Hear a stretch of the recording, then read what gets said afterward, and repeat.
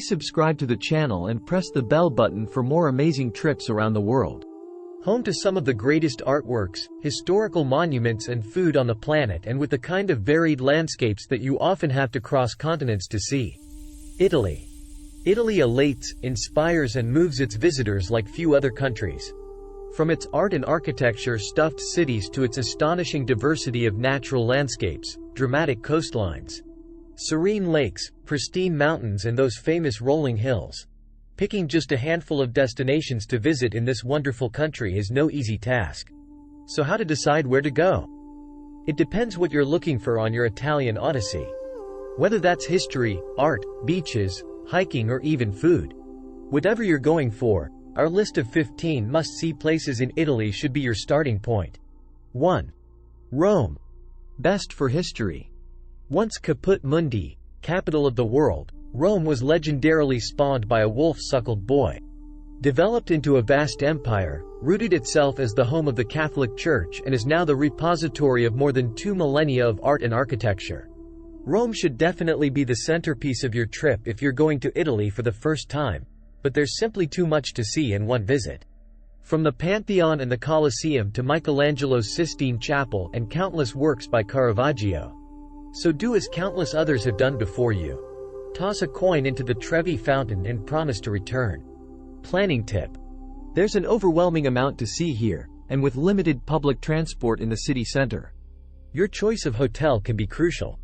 Map out the sites you're most interested in before you book. If you want to be at the Vatican at opening time, for example, you won't want to stay by the Colosseum. 2. Tuscany. Best for a Renaissance fix.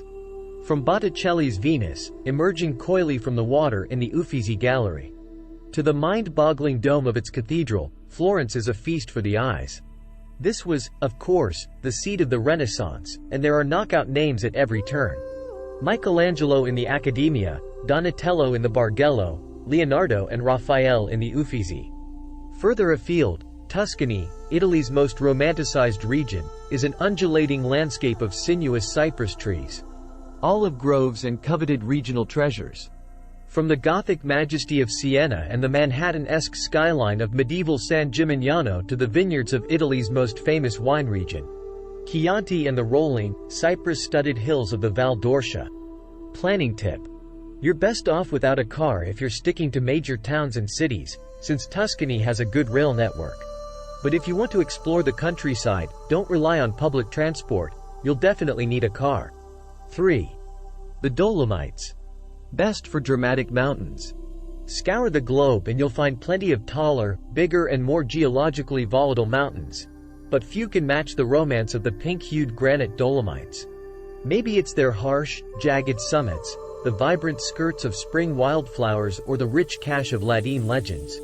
Then again, it could just be the magnetic draw of money, style and glamour at Italy's most fabled ski resort, Cortina d'Ampezzo. Or the linguistic curiosity of picture postcard mountain village Sappada. Whatever the reason, this tiny pocket of northern Italy takes seductiveness to dizzying heights. 4. Amalfi Coast. Best for classic beauty. Italy's most celebrated coastline is a gripping strip. Coastal mountains plunge into piercing blue sea in a primetime vertical scene of precipitous crags. Sun-bleached villages and cliffs rearing up behind. Between sea and sky, mountaintop hiking trails deliver Tyrrhenian panoramas fit for a god. While some may argue that the peninsula's most beautiful coast is Liguria's Cinque Terre or Calabria's Costa Viola, it is the Amalfi Coast that has seduced and inspired countless greats, from Wagner and D.H. Lawrence to Tennessee Williams, Rudolf Nureyev and Gore Vidal. Of course, its staggering looks also make it one of the best places in Italy for couples. Planning tip. Yes, driving along the Amalfi Coast is one of the world's most famous road trips, but often it feels like everyone else on the planet had the same idea as you. Traffic can be nose to tail, and parking is effectively non-existent. Instead, take the ferry between towns or travel by public transport. 5. Pompeii. Best for stepping back in time. Frozen in its death throes, the time-warped ruins of Pompeii hurtle you 2,000 years into the past. Wander through chariot-grooved Roman streets, lavishly frescoed villas and bathhouses, food stores and markets, theaters, even an ancient brothel. Then, in the eerie stillness, your eye on ominous Mount Vesuvius. Ponder Pliny the Younger's terrifying account of the town's final hours. Darkness came on again ashes, thick and heavy. We got up repeatedly to shake these off. Otherwise we would have been buried and crushed by the weight. Planning tip. If you have time, the other major city destroyed by the eruption, Herculaneum, is also worth a visit. Much smaller than Pompeii. Its buildings are better preserved, and the location, surrounded by its modern descendant, Herculano, makes the site even more piquant. Like Pompeii, it's easily reached on the Circumvesuviana train. 6. Emilia-Romagna. Best for foodies. In a region as overwhelmingly foodie as Emilia-Romagna, it's only natural that its capital, Bologna, is dubbed La Grassa, the fat one. Many belt-busting Italian classics hail from here, including mortadella, tortellini, and tagliatelle al ragù. Shop in the deli-packed Quadrilatero district, home to food stalls since medieval times. Then hop on the train for an afternoon in Modena for world-famous aged balsamic vinegar. Leave room for Parma, hometown of Parmigiano Reggiano cheese and the incomparable prosciutto di Parma. Wherever you plunge your fork, toast with a glass or three of Emilia-Romagna's renowned Lambrusco, a world away from the sickly sweet wine that was exported in the past.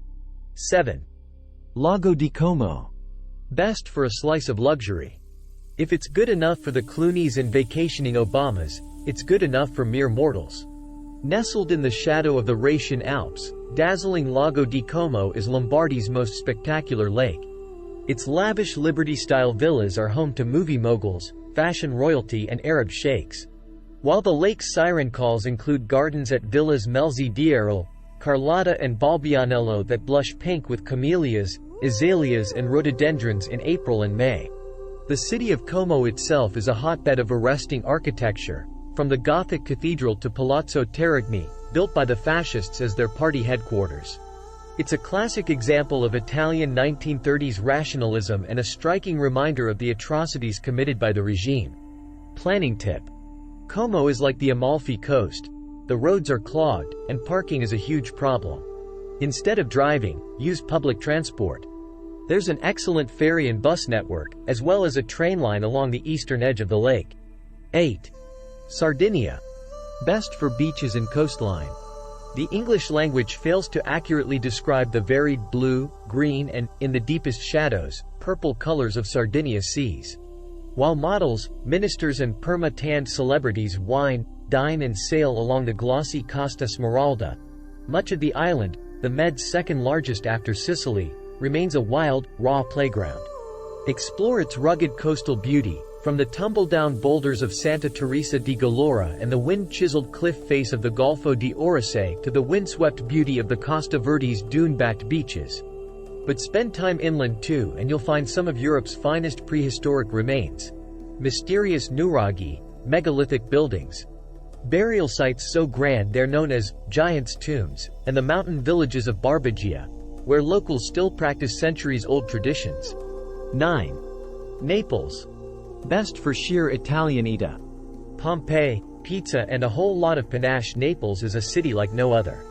Layered like a lasagna, each strip of history on top of the last, this is a place where, underground, you can walk along ancient Greek and Roman roads, while at street level there are sumptuous churches, Baroque palaces and Maradona everywhere.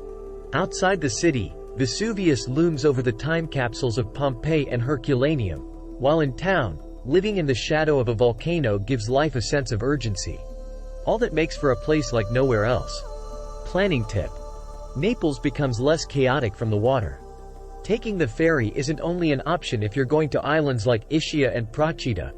You can also take a boat from the city to Sorrento, Positano and the Amalfi Coast. 10. Venice. Best for a fairy tale city. Unique is an overused word, but in the case of Venice, there's no better description. This really is a dreamscape of intricately carved palazzos, gilded churches and world-class museums, all floating on water and crisscrossed by quiet canals. Avoid the temptation to do a quick drop-in visit to see the main sights. The real Venice is in the silent canals and narrow alleyways, which cast a spell on all who move through them. Tick off the Rialto Bridge and Piazza San Marco, but then stay on to experience this most precious and precarious of cities. Leave time to wander the alleys, look inside the churches and artisan shops you pass, and hop on a vaporetto that'll chug through the islands of the lagoon.